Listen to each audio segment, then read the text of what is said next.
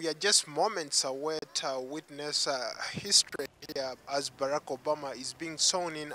As you can see, people, thousands and thousands of people are flocking the Washington Mall to witness this historic moment. The election of President Obama and his message mirrors that of most of us that have been struggling without bitterness and who now see that indeed change is possible and that the future holds the best. To me, this is a huge event. I'm 26 years old. I've lived with a Republican president for almost a quarter of my life.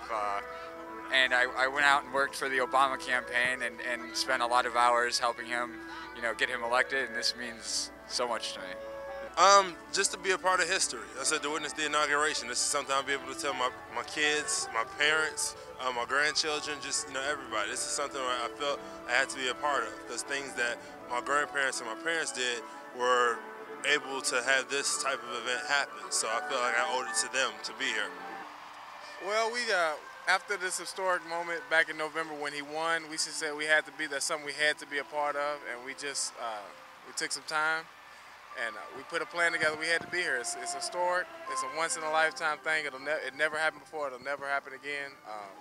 We had to be here. Well, as you can see, there is a lot of policemen trying to, I think this is part of the security team that is going to be monitoring the event. They are going to take their positions right now. Okay, I will get back to you shortly. I mean, to be honest, I've never seen anything like this. This is something that will go down in history as the story of the century.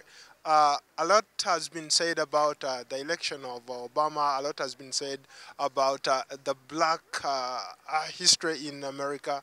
A lot has been said about the civil rights movement in America. But I think this is more symbolic. The inauguration of Barack Obama, to me, means much more than just the inauguration. I think it's something that unifies this country. It's something that gives hope to people like I, who has come all the way from Uganda to be able to practice journalism here in Washington, D.C.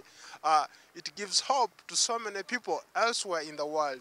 So, and being able to see the inauguration of Obama, it shows that a lot can be done. Not only that, it also shows that America has come from so far. For them to be able to have a black president, it's really symbolic for them to do this kind of thing. And a lot of countries are going to emulate this as an example and maybe take it from America, and eventually we'll see more people. Because a lot have argued that this is a country that is racially conscious. And the fact that they can go beyond the racial thing and be able to elect an African-American president, it shows that it speaks volumes. I'm 15 years old. I'm from Tennessee, and we drove up here to see Obama get sworn in. All the way from Tennessee? Yes. Wow, okay, tell me what brings you. I'm African American. I voted, and I'm a college student, and so I thought this is very important for me to be here to document this point in time in history and to witness a point in history that may never ever happen again in my lifetime. And I read about a textbook of the March on Washington and Lincoln Memorial and Martin Luther King. This is his holiday, and so we're actually here not only celebrating the past but embracing the future. So I thought this was a very important moment for me to be here today. I came here because I'm a hardcore Obama fan, and I've been waiting for this day for a while, and I'm really excited. This is a time to rejoice. This is a time to reflect on the history of this country. This is a time to think about what America represents in terms of the global, perspective. I came here with my family to see history made tomorrow. We're all real excited. We can't wait. We wanted to be part of it and to celebrate. What this means, Paul, is that indeed, when somebody talks about hope, it is real, it is alive, it works, and it's practical. Because there are people who want to dismiss, when you talk about hope, they say, oh, you are trying to place destiny in the hands of something that is fluid. But what this shows, because for us in Africa, coming from Uganda, we have seen situations where young people are always told to keep quiet, to wait, and in fact most of the times they tell you that you are the future of you are the leaders of tomorrow.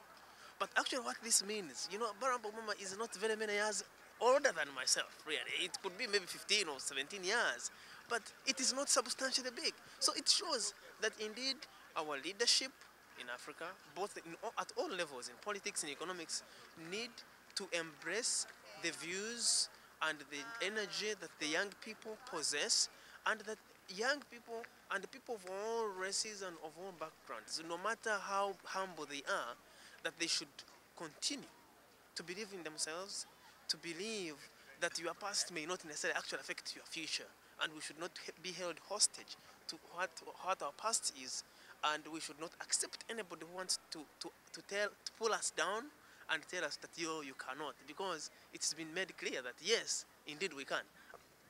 Like I said earlier, I'll be updating you, giving you minute-to-minute updates of what's going on here at the mall as we wait for this historic inauguration of President Barack Obama.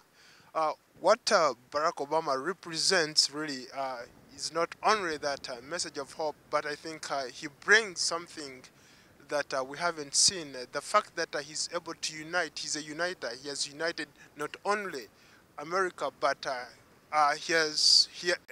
there's a possibility that he's going to unite the whole world. So right now, we are just moments away to witness history, and I'll keep you updated minute after minute. Check out for this tomorrow all day long. That he's going to be our first ever black president of the United States, so I'm really excited. It feels wonderful. It feels like we've realized a dream. But I feel like it belongs to every single American that's worked hard in this country. So we feel very, very, very patriotic, as always, right? And very cold. It feels like a very honorable thing that we all get to be here and celebrate something that's never happened before. I wouldn't miss this short of regional brain damage and comatose. We have to be here. And primarily because my two little boys. When I was a kid, the idea of an African-American president was something that would be part of a humorous joke, but never in the context of anything serious. So we're delighted to be here. I'm Paul Ndiho reporting.